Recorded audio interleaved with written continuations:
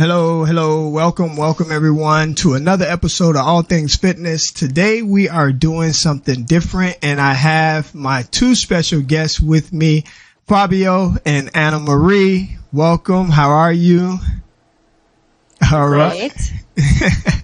We every year we do a ride called Hammerfest here in the Midwest. It's in the western suburb of Chicago, Illinois, and it's not a race. It is a fast. I like to say it's a fast group ride, right? Because if I say it's a race, a lot of people won't show up. So I say a fast group ride, and and it's a ride for everyone, right? So it's a test of fitness ride, and so we're gonna kind of break down this ride today. And Fabio is with Plus, and we have Anna Marie with Delaney. Welcome. And I actually look. I got you guys. Can you see your sponsors at the bottom there? There you go. Oh yeah. See that? Fancy. Yeah. See. And we're gonna kind of break this ride down. So we're using my metrics, but we're gonna I want you guys to just really weigh in and give us your professional input and what you were thinking and what was going on for you in this ride, and we want to educate the people. So our ride usually start off with a pace car. So you see us all coming out of the parking lot here, in a customary fashion. So lead into this race. I'll start with you, Fabio. Lead into the race. Any race for that matter. So first, go ahead. First of all, I think the day we got, because the previous week that was initially planned was terrible, right? I mean, we got rain, we got all that. I mean, I think this day was the best. It was. We couldn't get a best day than this one. Not cold, not hot. I mean, barely we had wind that day. And the plan for at least our group was to build a gap, which later on you're going to see what happened. But, I mean, it was great. I mean, amazing for that day. Okay. So, Anna Marie, what was the plan for you guys coming in? Well, there was no you guys. It was just me. Okay. Yeah, nobody from my team came because I just don't really ask anybody to come. Although next year I might use that as a strategy because when the gap was made, which it was successfully made, I was falling off from that. But I feel like if I had another stronger rider from my team, they would have been able to close that gap with me. Okay. It's like I said, as far as the weather, it's beautiful. Yeah, I think in terms of the matter of the video, we have to say that Anna Marie last year was holding the Queen of the Mountain for this. Oh, yeah. And in terms of time, I was second, but still the same time as the King of the Mountain. But to be honest with you, after the success of the first Hammerfest, I knew I was not going to be able to win again because people were going to go crazy over that time. And when I saw Anne over there, I said, you know what? Keep your title. Try your best to keep your title. Well, I can say that. She has successfully now, and let's say this for the record so everyone will know. Anna Marie is two-time Queen of the Mountain for Hammerfest. She won in 2021. She won in 2022. So you are reigning for the women. And even though that gap formed, I could tell you that you hung in there. At what point did that gap form for you? Because, I mean, if you look at the first leg of the H, you pretty much was in there the entire way, especially to the bottom of that first leg. From that point, it got crazy, and I don't know who was where. Well, I can tell you exactly where I went wrong. There was a turn at the second half of the group ride, and I took the turn too cautiously. I had a crash last year in a turn with a group, and I still haven't gotten over my fear of being right in the peloton in the center going through a turn. So I can tell you that's exactly where I was dropped. They went through the turn, they sped up, and I just couldn't close the gap. Oh, wow. And we're going to talk about that. These monster turns. I'm gonna count this. Okay, so the race doesn't start until, like, right now. This is the cool period, right? So this is our warm up period. It's the first 2 miles before we get to Schlapp, and then we turn and we go right. So if you look at right now, I'm cruising at an easy 18 miles an hour. Folks talking, they getting themselves positioned on their seats. I got 2 of my CCC team members right here who we had a plan. We actually had a plan. It didn't work, but we had a plan. And everyone, whoever raced last year, like you guys, we went into this with a mindset of knowing exactly what you wanted to do once you made this turn. So I'm telling my guys, like, get up front, because as soon as we make this turn, the car pulls off. Here we go. And every turn after this was just like a monster. You can see we jump up to 25 miles an hour. And the pace, like, people are trying to get settled in. I'm at 260 watts, which is not critical for me, but I was shocked to see that the group actually stayed together on the first turn. Where were you at this point, Fabio? I was, I think, second or third wheel. Okay. Which, talking about plan, that was not my plan. I was trying to stay in the back because I knowing there was going to be no wind, no nothing, and we don't have any hills here. Okay. I said, I'm going to stay behind the peloton and rest. But I tell everybody, there is one thing when you wake up in the morning, and there's another thing when your heart rate goes to 150 and everything changes in your mind. I don't know what happened. I said, okay, I'm already here, beautiful day, let's stay in the front. Because if these guys take off on a straightaway, it will be almost impossible to pick them up. I mean, it will be over 30 miles easy for them per hour. Absolutely. And here, Anna, this is you right here with your Chilean gear on. What's going on? What are you thinking right now? So my plan, because I was alone, and I didn't have anybody to, like, hold their wheel and to pace me back to the group if I happened to fall off for whatever reason. My goal was to stay in the center. Okay. For a couple of reasons.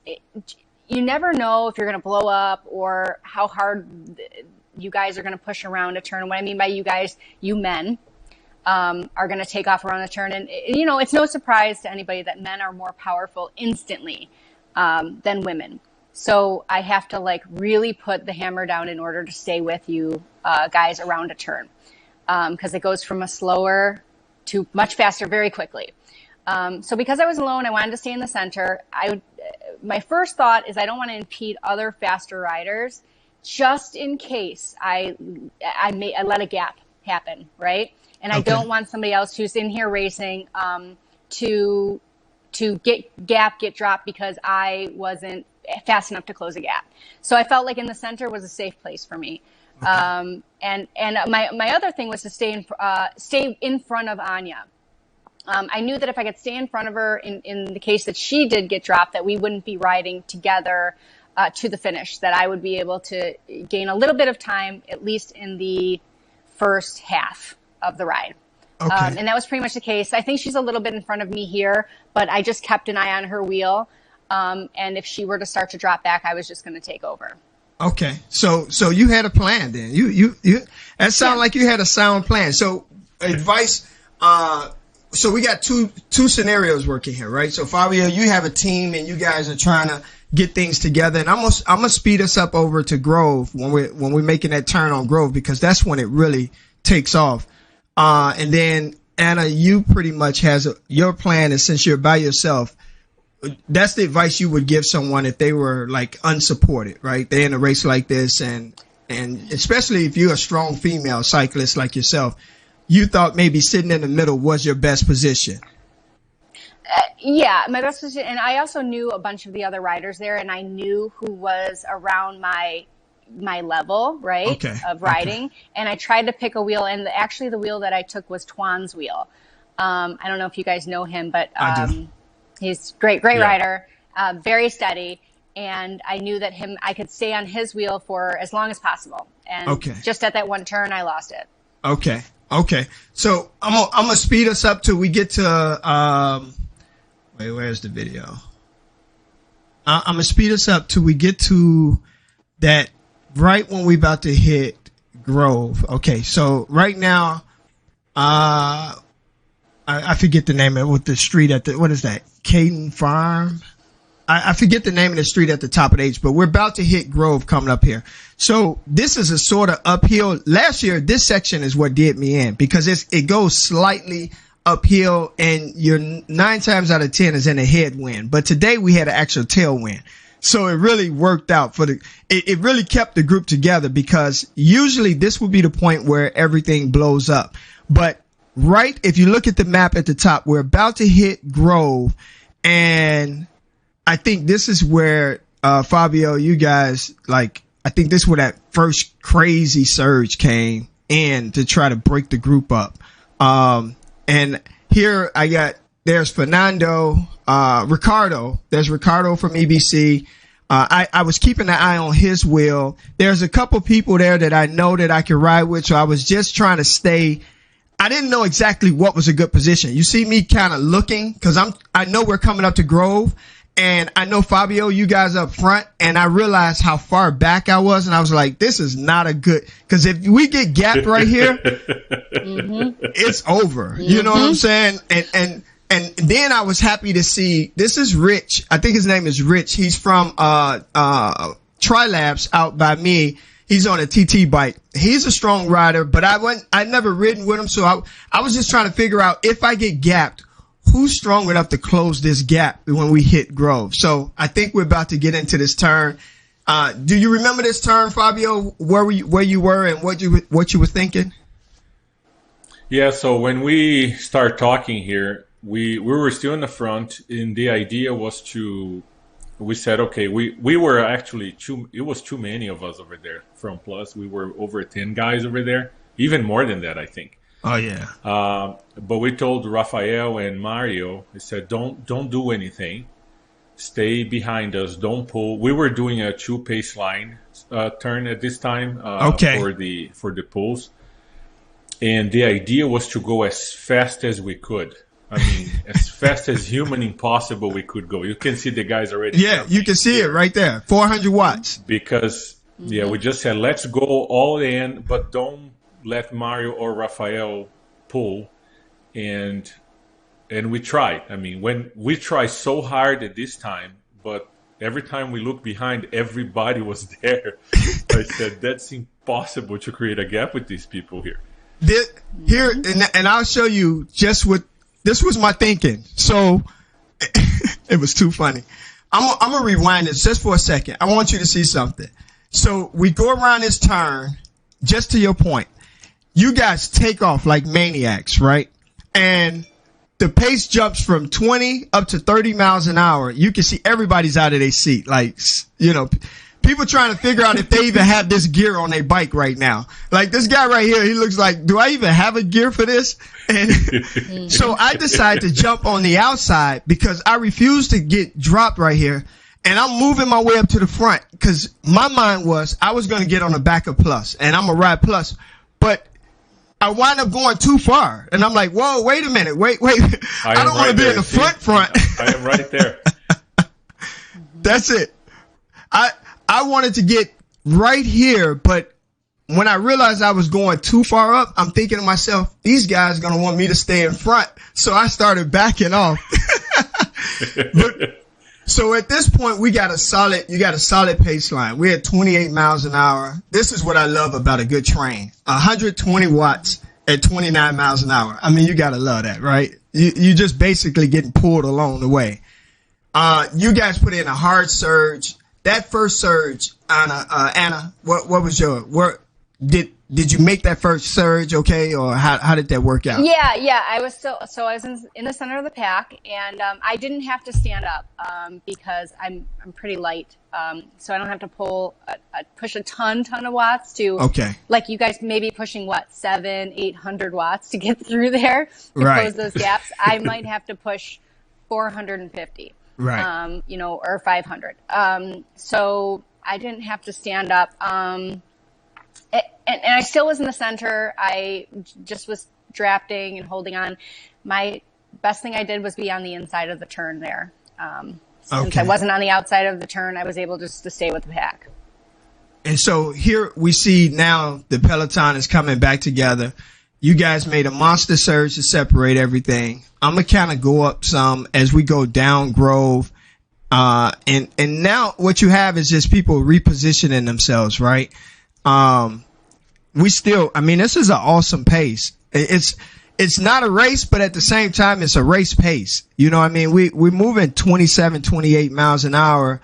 And the one thing I did notice was, and this is Fabio, you can kind of speak to this. The Peloton was kind of like letting you guys stay up front. Like, not in the sense of letting, but nobody wanted to pass you. Like, we were going to do whatever you all did, that's what we were going to do. Did you get a sense of that? One part of the plan.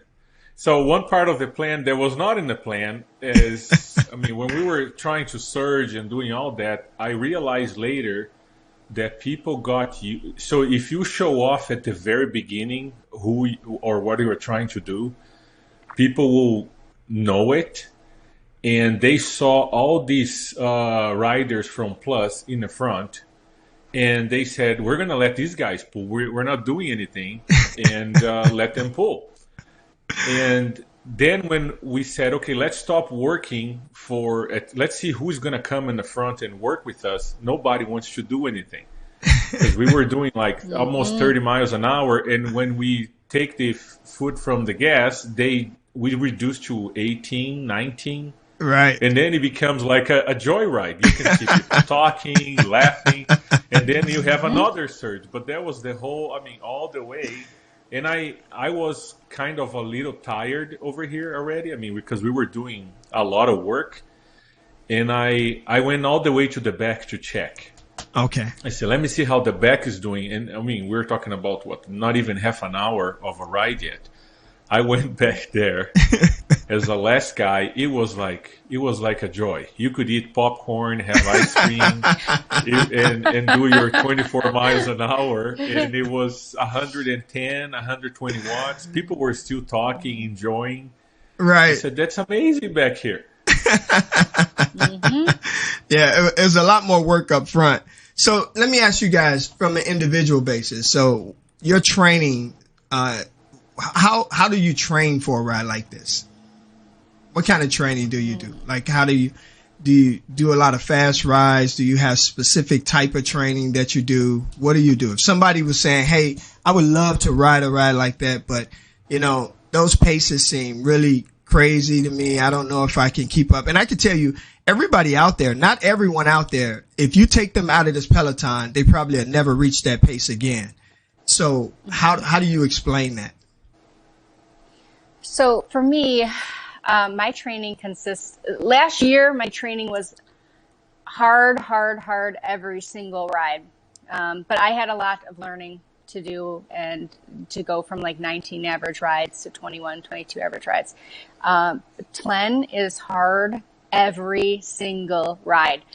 I cannot remember in all of my training rides with Tlen ever having an easy ride, ever. So it's hard all the time with them. And I belong to a couple other groups where those are the times that I take to have recovery rides, even if they're hard rides, they're recovery rides for me. Exactly. So there was no specific training program for me. It was just riding with my group. Okay. How about you, Fabio? Yeah, in my case, for example, up to, I would say 65, 70 miles, it's okay. The average hard that I go, but no ride, I try to take it easy. I'm trying to have my FTP, above 300. I think I am above 300 now.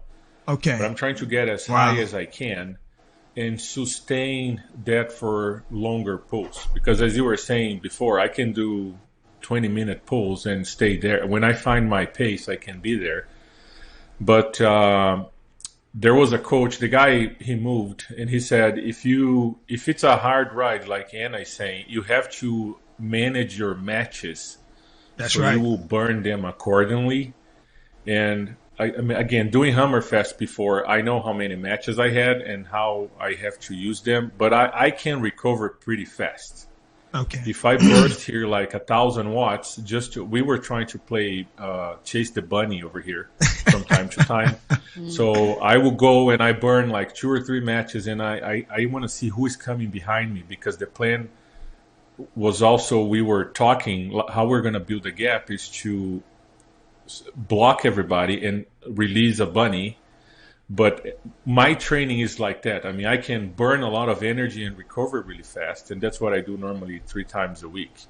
And you know, it's funny that you say that, because part of the regiment that I incorporated this year was just that, to speed up my recovery. So like you, I think when you start cycling, you know, it's not just about how fast you can go. You literally, as you get with the bigger and stronger cyclists and faster cyclists, you got to have a strategy. Like you need to have a plan. Recovery is a plan. Like how fast can you sit in and bring your heart rate down? Do you know how to breathe correctly to get your heart rate down?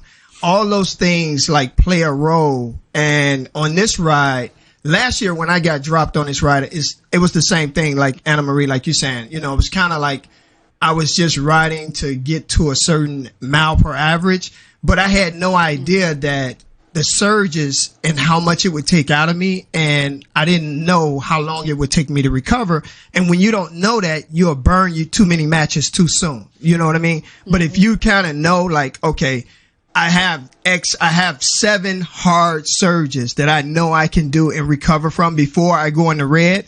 And like on the H route, I needed to get on right now we're going down the front side of the H. So I'll use this as a graph purposes. I needed to be on the back side of the H before I got in zone 4. If I got in zone 4 on the front side, I would be toast by the time, because the way the H route is designed, Grove is downhill. Ashley, which is the other side of the H, is uphill. So I knew I needed to save energy, because that was going to be the hardest leg. And these guys, if they keep this pace up at 24, 25 miles an hour, and we at a 2%, whether it's a 1 or 2% average grade, that's going to be a really hard wheel to stay on. And you already don't have energy. So my whole goal for this was to just really kind of keep my energy level where I was, you know, even though these spikes have thrown my heart rate up, but I run a high heart rate. So like right now, I say 173. Believe it or not, 170 for me is, I can ride 170 all day. Like that's a comfortable. It seems I am dead at 170. I'm dead already. Yeah, I can ride 170 all day. My max heart rate is 191. So for when I hit 170, I'm like, my body is settling into the ride now. Like it seemed high to some, but I really, and that was my goal. My goal was just what you were saying, to manage my matches. And I thought that happened pretty good. I'm going to speed us up some. Anna, you got to talk to me about this cadence of yours. It is one of the fastest cadence I ever seen in my humanly possible. You can see right here. Your feet is moving like 5. Let me go back. Hold on. You got like 5 times the rotation here. So here's Anna on the side. You see her on Delaney kit. Super high rotation. Matter of fact, I forgot the guy name in the orange, but he rides with you guys Wolfpack sometime. Right here. Okay. And I mean, you spinning. And now does that tax your cardio? Like you really have to be fit to run a high cadence like that. Well, like you, my max heart rate is 193. Okay. And at 170, I'm very, very comfortable. I almost feel more comfortable than when I'm at 150. Or 160. Me too. I feel like the 150, 160, I'm like just building up to where I want to be. So with that cadence, so I feel like there's 2 ways to produce speed. Okay. It's either more power, pushing down harder on your pedals, or making your pedals go faster. So for me, if I can't push down the power that the other riders are pushing, I have to spin faster. So that's just what I've developed. A high cadence. You know, I believe in high cadence. And I was talking to, some of the people that I work with and that I work with cycling, and I always talk about let your body naturally select your cadence. They have this thing, well, you should, to be efficient, your cadence should be 80, 85, or they'll say 85, 87 to be efficient, or at least that or plus, right? And that may be true. I do believe that you are more efficient with a higher cadence than grinding. Cycling has come a long way from that, just grinding at 60 RPM, and just blowing your legs out. You know what I mean? But I do believe that your body has to naturally select a cadence that's comfortable for you too. Fabio, you're a big time power pusher. So what's your take on having a higher cadence? I wish I had the heart rate you guys have so that I could do the same. No, I don't. My max heart rate is 178. Really? When I am up to, I can. When I am up to 170, I'm already burning everything. And normally, I feel really comfortable around 85, 90, okay. maybe. And but what I do to recover, for example, you don't have to pull. I can sustain 90 for a long time putting power down. Okay. When you were in the front, normally you were over 380, 380, 400 watts almost. And right. I can sustain that pace for at least 10, 15 minutes. But when I go behind somebody to use the draft, I don't know if you ever pay attention. I go to the lowest cadence I can. Right. Because I just need to maintain the momentum of the ride. Of course, we're talking about flat, not in a hill. Right. But when you're in a flat route like this and you have the momentum build up, you're just resting behind. My cadence is like 30. It's very, very low. Right. So then my heart rate goes down really, really fast. And then I put it back again on the around 85, 75. So then if there is a surge, I can keep up.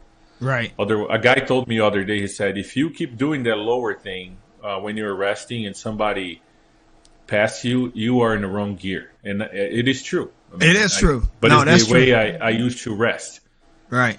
See, for instance, if you look at my heart rate now, I'm down at 145. So that surge got my heart rate up to 175, but I'm really in a comfort zone. And all I'm doing now is recovering at this point. So at this point of the ride, we already a good, maybe 20, not even 20, maybe 15 miles in. And so for me to have a 140, 150-ish, this is a good sign, far as the way my heart rate goes. And to your point, now I do agree with you. I do switch down to my power gears for a slower cadence, especially when I want to recover. But in a like the dashes that we do, when there's constant attacks, that could be problematic if you have someone that's really quick and blow by you, and you got to get out of that gear to get into the next gear. But you have the power to do that, so. A lot of us don't have that kind of instant power to go from 200 watts, 300 watts up to 1,000 watts sustainable. Like I said, I can hit it in a burst, but that's it. It's here and it's gone just that fast. You got, some of you heavier power pushers like Scott right here. Scott is another rider that rides with us. Gravel, and a lot of times these gravel riders or mountain bike riders, they push a lot of power. I mean, to be a gravel rider, you just naturally push a lot of power, So here we're at the bottom of the H. And I think this is where we go into every turn was just crazy. Like every turn, you guys, you can it got to the point. I didn't figure it out at this point, but at the next turn, I figured it out. I'm like, you know what? All I need to do is just go. Just go. Here's Anya. Anya rides with us. I told Anya, I said, the only person you need to worry about, Anya, is Anna Marie. Just keep your eye on Anna Marie. That's all you have to do. So here I am. She did. She did a good job. Oh yeah, she's a strong cyclist. I know we're about to get into this turn again. We're coming down to the bottom, And I've learned riding with you guys about positioning yourself in a peloton. And I think for new riders, that's the hardest. You probably had some guys that was a lot stronger that got stuck behind when that gap formed and could just never get through the peloton to close the gap. You have to reposition here. You have to reposition. Now, I got a friend of mine here, John Michael. You'll see him coming up. He's working really hard. John Michael's strong. I did a podcast with him. Incredible story, being obese. But, man, it's truly an inspiration to see him out there pushing as hard as he pushes. Strong cyclist. He did wind up losing a wheel when that gap formed. Once we made I think it was on the back end of the H, but you can see look how hard everybody's working to catch this surge. Cause you guys are surging right now. You're trying to break the group up here. So right before the turn, I did the first Chase the Rabbit. So I went as fast as I could, but nobody from Plus followed me. That was what we agreed on. Okay. So slowly I was just going, and then I just hit the hammer and went. And we were waiting to see who. There were 4 other riders with us. They were not from Plus. We were trying to pretty much exhaust them. I got you. And then everybody started getting desperate because I opened like maybe 100 feet away from everybody. Oh, you did. And then they start going crazy. That was right before the turn. But then I didn't realize we also have stop signs. So you have to slow down and take a look. And then by the time I did that, everybody already we were caught back up to you. Again. Well, I'll tell you what I was thinking at this point. At this point right here, I went outside to see, and a few clicks back you to see, I got on the outside, and I seen, as you call it, the rabbit. I seen you guys take off, but who didn't go was Raphael. Raphael was still sitting in, and when I looked over and seen Raphael, and I'm like, I'm not going anywhere because if he didn't go, this thing that was a trick because I know good and well. I'm looking at some of the riders that I know are strong, and if they didn't chase that back, then that was something that was said that nobody else had privy to. So I said, I'm going to sit right here with Raphael, and when he go, I'll go. And he never went, and Daniel, right here, Daniel's in front of us. Yeah. Daniel took on the off. Right side. Right. He took off, and I almost was going to chase him, but I was like, no, Raphael didn't go. So this thing is going to get pulled back. You do have to kind of read the landscape. And the problem is like Anna, what she said. She knows. I mean, we rode with Anna before. She rode with some of these guys up north. So when you know the people that are around you and they are fooling, I mean, they're just fooling you over there. I mean, they don't go, they don't do anything. You know, there's something going on. Because if for example, there were 3 or 4 guys in the front. I never met them. I never rode with them. I had no idea who they were, but they were so strong.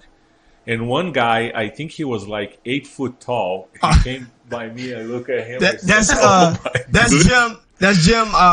Jim Taylor. I think his name is Jim Taylor. Strong rider. I saw him. I said, now I really got scared because I looked at his size. I said, it's a monster. And then we were trying to pretty much exhaust them doing these bunny chaser things, but it didn't work. Yeah, Jim Russell. That's his name, Jim Russell. Jim Russell he rides with a group out south. He rides with I want to say Misfits, Major. I don't know if he rides with Major Taylor. I think it's Misfits, but they also have a club of their own, and I don't know the name of their club. Him and his wife, Debbie Russell, was there.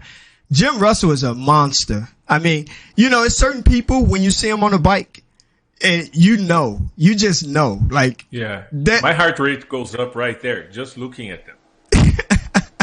You know it's going to be a tough ride when you see them. It's not going to be easy.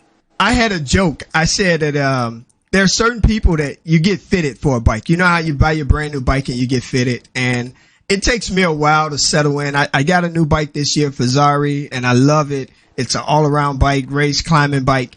But you still have to kind of settle into the bike.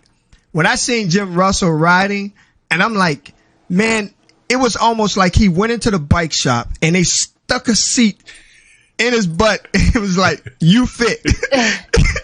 He just fit. Like, he's so situated on that bike. It was like he was fitted perfectly for that bike. So you know when you're going up against some strong riders that's been riding for a long time. This is, we're coming up. This is when I accidentally gave everybody the wrong direction. I told them to go left. I told them to go right when we should have went left. And half the guys, I think, Fabio, when you almost turned into a truck that was coming. Was that you up front? No, it wasn't here yet. No. It wasn't at this point. It was when we were going on the other side. Oh, on the other side. Okay, got it. I'm gonna speed us up some here. We kind of settling in. All right, so again, on every turn, right, there's a monster surge. So here's a scenario where we are all relaxing right now. Yeah. See, we are not pulling. We stopped pulling in the front. Everybody stopped. They said, okay. Can you blame us? No, that's smart. Who's gonna jump out there and say, "Oh, okay, let me drop them"? Like, that we have an entire field to go before we get anywhere close to the finish. So at this point, I believe everyone is in survival mode. So if the guys that's in front is still, if they're relaxing, I think that's a smart thing. Sit in, be patient, and relax. Like, don't take the bait. What are you thinking at this point, Anna? Where are you at? Are you still attached? No, I'm still attached. It's either this turn right here. Let me see when they turn, which direction. Can you see the little map in the corner? Yeah, they're going to go left now. Yeah. Okay, so here, nope, still holding on. Okay. When they go the next right? Okay. Or is there another left? Yeah. All right. So we're about to make a left here, and then there's a right because we're at the bottom half of the H, the second leg of the H. Okay. So the next right is where I get dropped. Okay. So 100%. That's where I took the turn wide. Everybody else went on the inside. I couldn't close the gap, and then I was alone for a little while. I don't know, maybe 6 miles. Okay. And then I caught up to a plus rider. I don't know who he was. He didn't look familiar. And then we caught up to another rider. His jersey said that he was a city from the city, Chicago. Okay. I don't know who he was. But we ended up working together through the rest of the ride. Okay. So here we're making this turn on the inside of the second arm, the second leg of the H. And again, like always, you see how those, just that quick, every turn, 27, 28, like you have to be ready. So, one thing I would tell anyone that's cycling and you're going to get into a fast group ride, and that is, to your point, Anna, if there's some hesitancy in turns, or if you're unsure about making a turn and laying power down, that's probably the point you're going to get dropped at. Because most of these rides go the exact same way. When they get to a turn, they take off. And it's not just that, but it's also, so now I'm getting a little fatigued, right? Right. And a woman's power and compared to a man's power is, you can't even compare it. Right. I can only hold on. If we were all just going 24 to 30 miles per hour straight on a straight road with no headwind, I could hold on the entire time. But once you start adding in a slow and a surge, right. Once I start to fatigue, there's no way. Absolutely. That's the time right there, Cross. I hit a pothole right there. We just passed. Did you? Yeah. That's the pothole. Well, that is one of the dangers of riding a big group like this, right? You try to be conscious. Oh, there you go. There you are. Yep, I'm still there. But and you still spinning. Be ready. Look at her RPM. I'm telling you.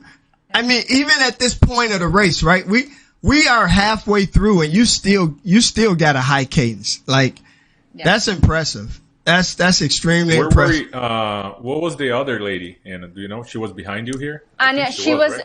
I think at this point, Anya may have been dropped. I think maybe at the turn right before us or the turn before that.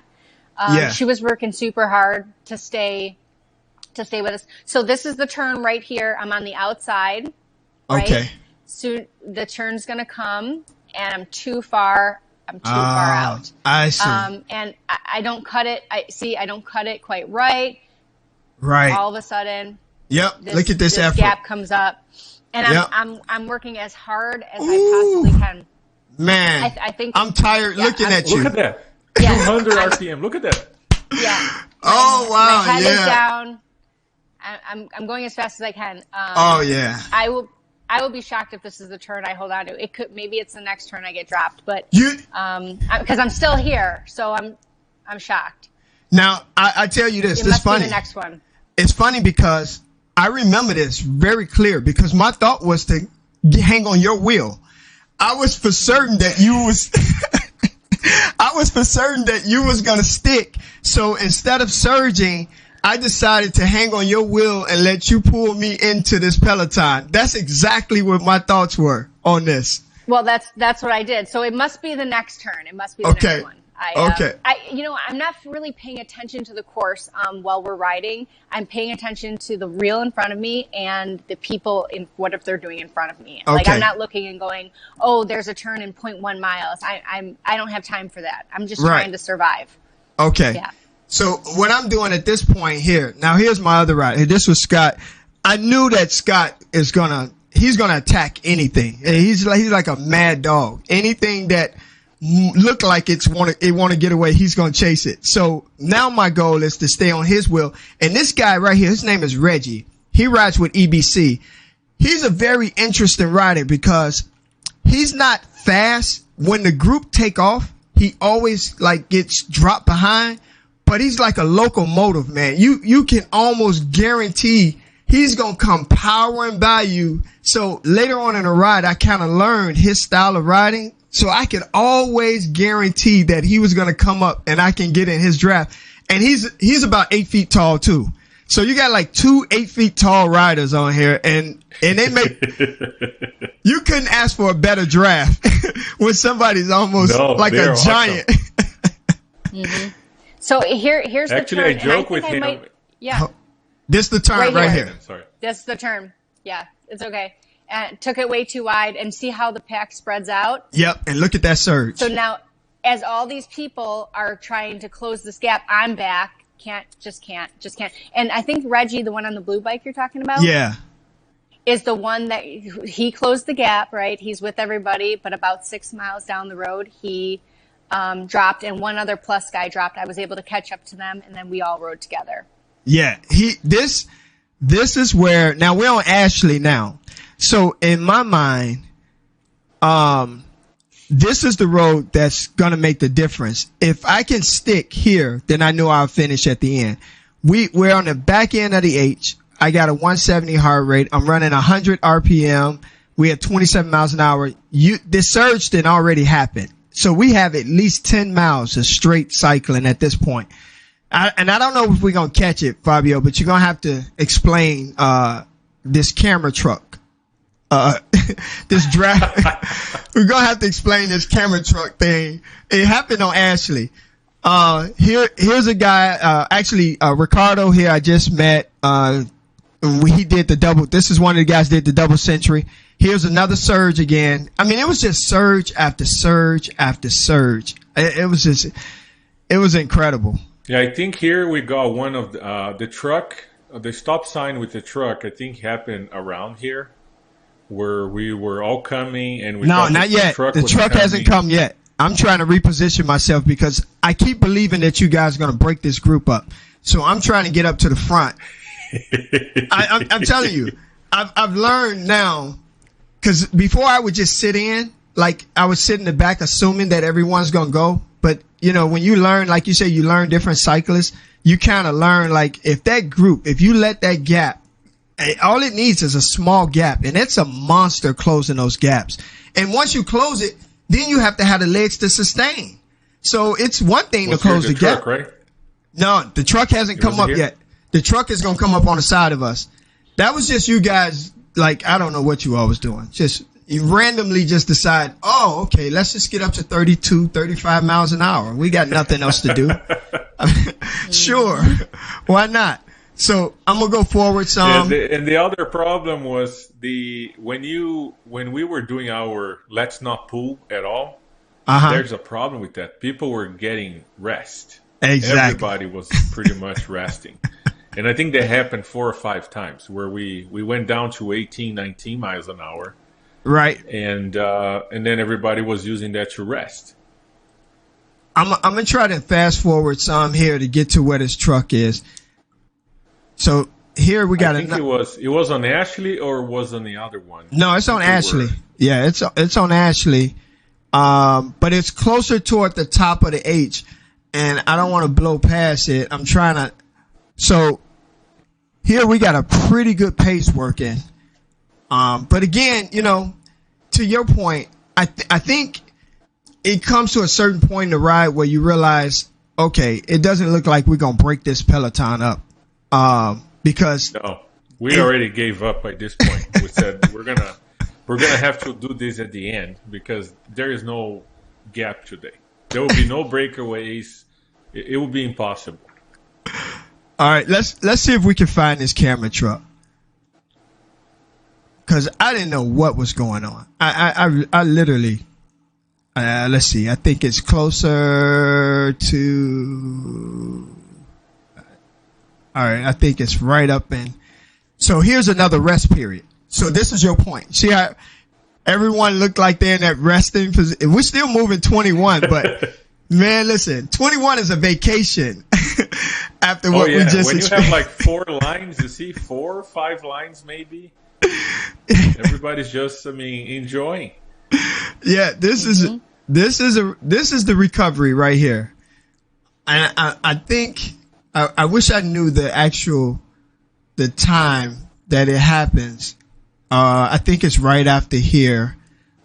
The pace is. I think I don't remember if it was on that. I remember we turned, and then you were talking about the truck where we had the camera, right? The guys with the camera. Yeah, because and when we get to it, I'll explain it. Anna, so we were having. It had gotten to the point where the pace, in a ride, when you ride long enough, there's patterns that form. Okay, so we would go from 26, 27, and we would have a stretch of 26, 27, and it'll jump up to maybe 30 for a few minutes or so, and then it comes back down. Well, at this particular point, the pace was climbing, but it wasn't coming down, and I couldn't figure out, and I'm like, what is going on? Like, why is this pace steady going up? It was like 30 and it just stayed at 30, 31, 32 and it just stayed there. And I was like, what is going on? So I got on the outside and I looked, the camera truck had passed us and I'm back there trying to do the math. I said, I bet you they drafted the camera truck. Yep. 100%. 100%. And yes, we did. Let me tell you something. I did everything but pull out my cell phone to call the camera truck and tell him to pull away. I was like, get off the road. Would you please stop letting them draft you? They killing us back here because it was getting harder and harder to hold that pace. So I did the bunny chase on that time. I didn't see the truck coming behind us. So I went. And then Rafael came behind me, and we were doing everything we had. And then the camera truck passed, and then we just pulled to the camera truck. And we were drafting at 33, 34, and it was paradise. And there was another rider there. Then Rafael was right behind the truck.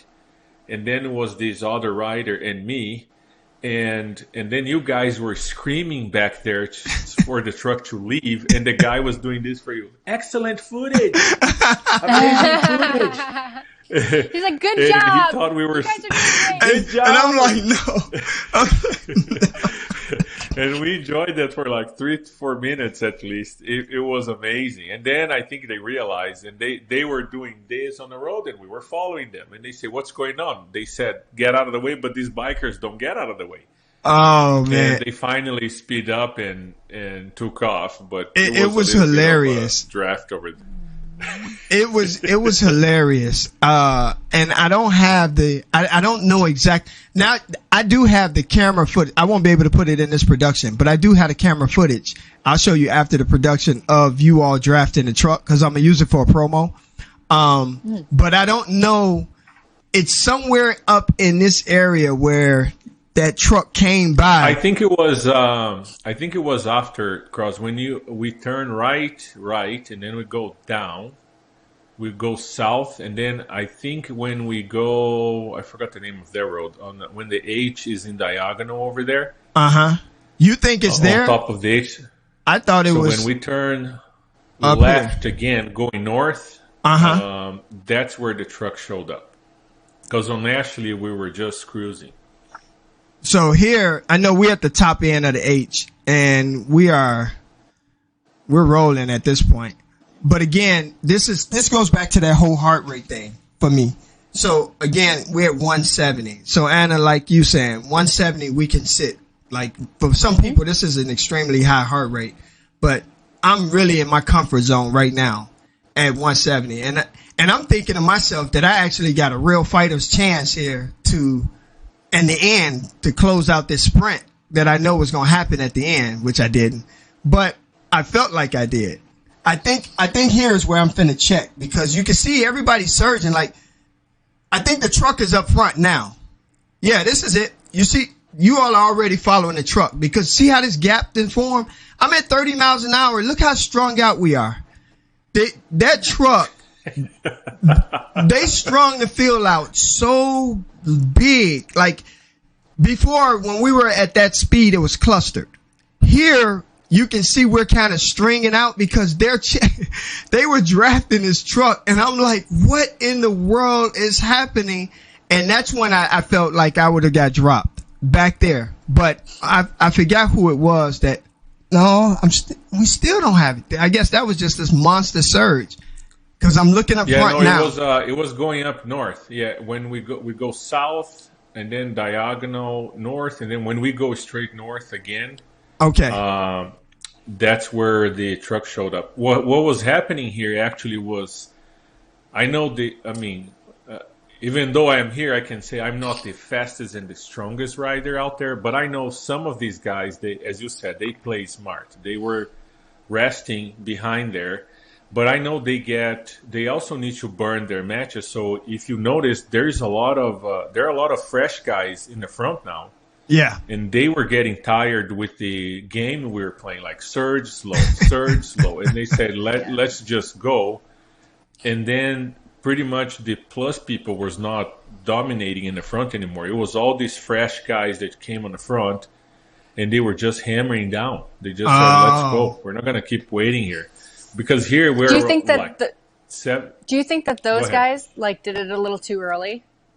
They went out front a little too early? Yeah, well, they certainly went out front, because we still, at this point, we have at least 15 miles left. Yeah, so maybe they thought, we'll just pull away now, but 15 miles left in a race is a long way.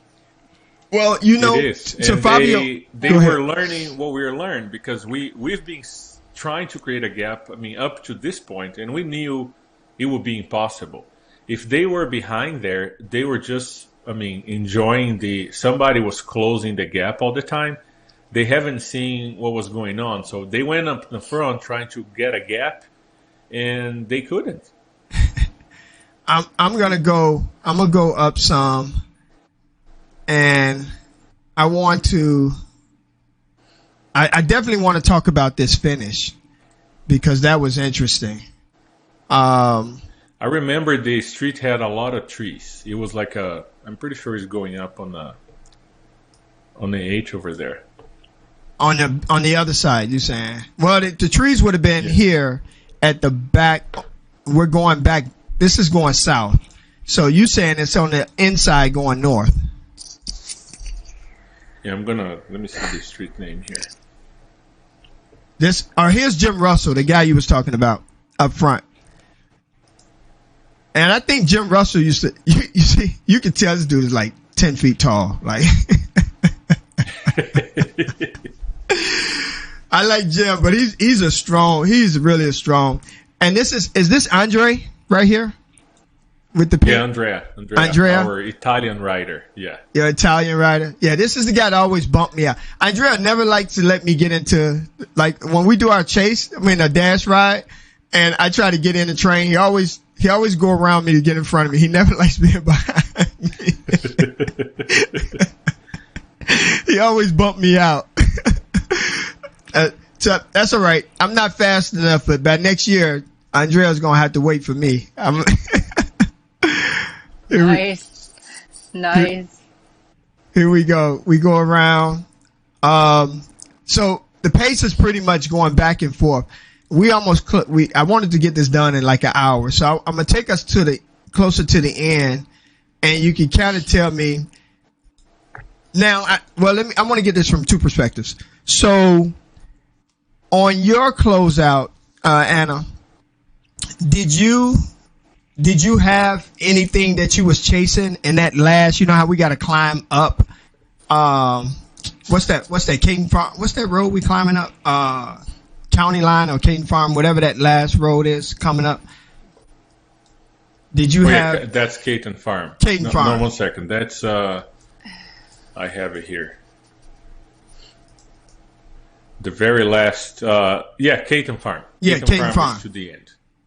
Yeah, I think this is it. So my finish was less than spectacular. I worked with these other two guys for, at the point where I was dropped maybe 16 miles. Okay. And what I did is I did some of the work, but the other two riders did the majority of the work because when I was out front working, it was a little slower pace than what they wanted. So I just allowed them to go in front when they wanted to go in front. Okay. So at the end, being that I didn't do the majority of the work, I let both of them finish before me. Okay. Because it's just, I feel like it's rider etiquette. Yeah. They do most of the work. Yeah. Yeah. And I wasn't racing against them, I was racing against other women. So I figured, well, I'm already here. I made my goal. Yes, sure, I would have liked to not get dropped and held on a little longer. But seeing some of the numbers and the pace on that last 10 miles, it very well could have happened that I would have gotten dropped pretty much after that turn anyways. So the end, like I said, I didn't actually know where the actual finish was. So I kind of just did what they were doing and just let them finish first. And that was that. Okay. Here, Fabio, I think is where the truck is. To your point, going north. Yes. Because I'm losing momentum at this point. I'm at 178 and I am like trying to figure out why this pace is staying above 27, 28 miles an hour for this long. And I couldn't figure out what was going on. But I think this is the point where we were literally trying to, because again, we already, the pace had started to calm down, and it's like out of it suddenly, it's like you guys went nuts. So how many miles do you have left at this point? We still got a good 10 miles left, and this really? pace, and this pace jumped up to 27, 28, 29 miles an hour. It's like I'm trying to figure out what in the world is going on, but I think this is the part where that truck was up front, and those guys. And now they're closing the gap. And I think the truck finally pulled off. And you can see, I think the pace is coming back down because the peloton is coming back together. But during that stretch of that north end, I think I really wish I could have. See, I'm not in the right position to see up front because when, the camera is down low, but on the bike you up higher. So I could see in front of me to know. And this guy here, I didn't know him at the time, Ricardo. But my goal was to just stay on his wheel. Like, he looked like he was going to stick with it. And I'm like, because look, we're at 29 miles an hour. I mean, oh my goodness. Yeah, it's fast. Some people don't understand sometimes. I mean, we are amateurs, but we do this often enough and trying to be as safe as we can. But at 30 miles an hour with 40 people around you and trying to. There's not much draft. I mean, there is a little bit of draft, but Yeah. the wind is hitting you hard still. So and the train is constantly moving forward at strong pace. Sometimes people get really scared, like Anna was saying, she crashed one day on a turn. I'm also afraid of turns because of gravel. Right. I try to, like Anna did, I try not to be on the inside of a turn, always on the outside, because at least if you were going to go somewhere, you go to the grass. Right. When you're on the inside, if you're going to go somewhere, you're going to get hit by somebody. Right. But it's scary. I joke with the guys. I said, if you're in the front, there's no danger at all. It's just you. But it's hard. It's hard to pull at 30 miles an hour. I mean, the wind is brutal. It's 30-mile wind on your face is not easy at all. No, it's not.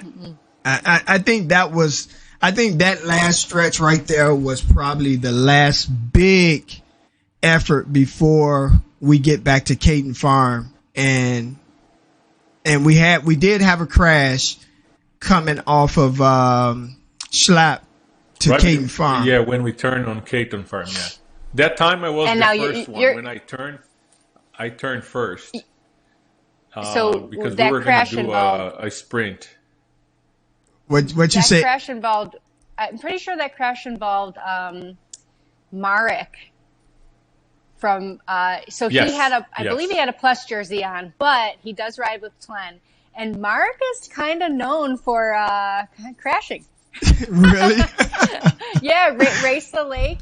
He crashed and Race the Lake. And I know last year, one other time he came to a group ride with some scuffs on him, but he's a trooper. He gets right up, brushes himself off, and gets right back on the main. He doesn't act like anything even happened. All right. Well, make sure the next time we ride, point him out to me so I know not to be behind him in a turn. Yeah, it's just because he's aggressive. He's just an aggressive rider. Oh, wait, is that a group up ahead? All right. So here I'm trying to close this gap. I didn't even realize a gap was formed. And you can see I'm like a last ditch effort to make sure I don't get dropped.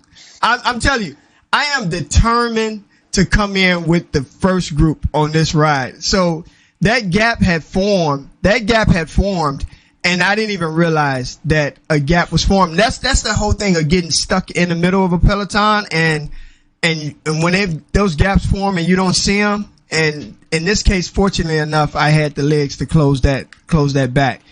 But yeah, that crashed, and I didn't see the crash because apparently it happened right behind me. And they told me about it when we got to the finish. I seen guys kind of scuffed up. I gave them some ice and things like that. And it wasn't anything serious, which I'm thankful for that. But you always hate to see anytime there's a crash, but it doesn't matter the event, because I was watching YouTube the other day in the Tour de France and the different stages, and man, some of those crashes are just brutal. Yeah, They are just, I mean, brutal. Whew. So here's another surge off a turn. I mean, why break the pattern, right? Why break tradition? Yeah, I think from this time on, people, I was, like Anna was saying, up to this point, I didn't know where I was. I was just trying to stay focused. And then I started recognizing, said, okay, now I know where I am.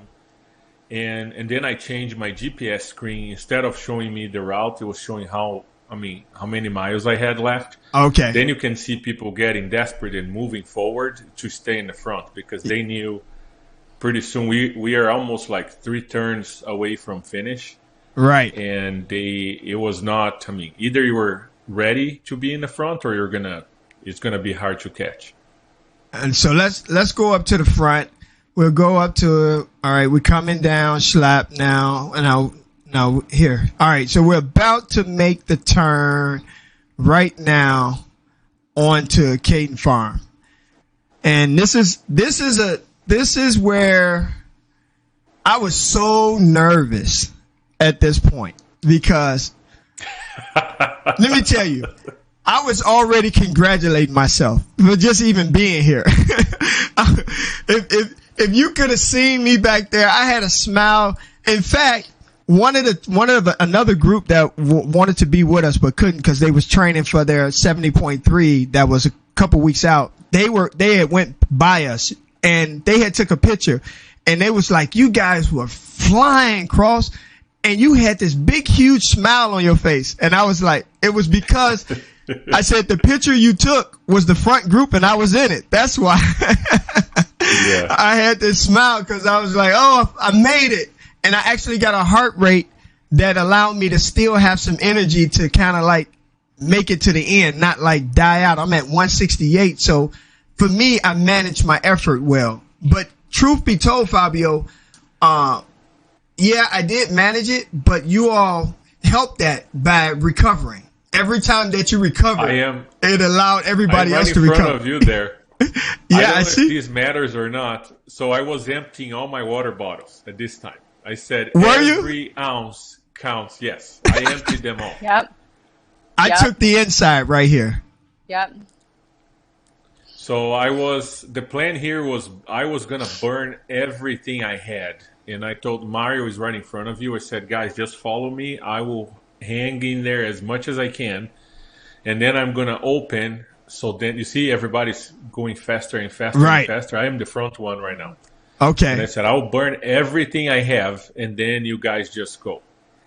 And even Kaio is behind here trying to hang on your left side. Yeah, I see Kaio right there.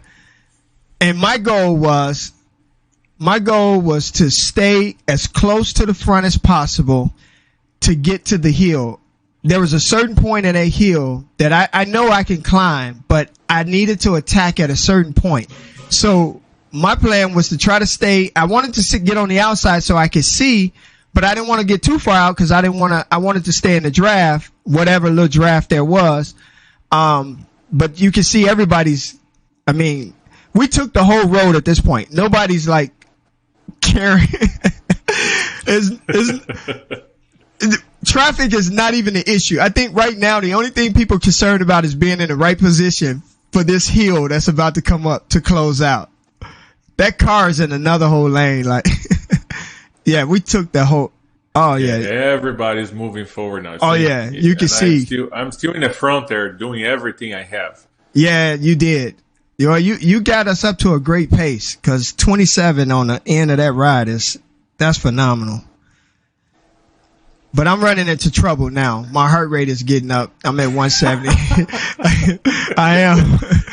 I'm running into trouble. And we can see the hill over there. Yeah, and I call hill. People say there's no hill in Illinois. I mean, that's a big hill. Let me tell you, where Anna is, they do have hills over there. Here, oh yeah, up north, no hills at all. Yeah. You guys got hills. But I tell you what, at the end of this ride to climb that Cape Farm, that's no joke. That's a long, gradual climb that just wears you down. I think that thing is like I don't want to say a mile. It's got to be at least 3/4 of a mile. At least. All right. So it's tough. After this day, it's very tough. So this is you right here, Fabio. You didn't fell back into the draft. Toasted. I was done. And now I'm just trying to see. Here's where I messed up. I'm popping on the outside because I want to attack. I should have went right here. I should have just went, and I didn't go. Oh, every time I look at this, I get upset with myself because I waited too late to go. Mm-hmm. At this point, everybody's going now. I was barely surviving here until I saw you.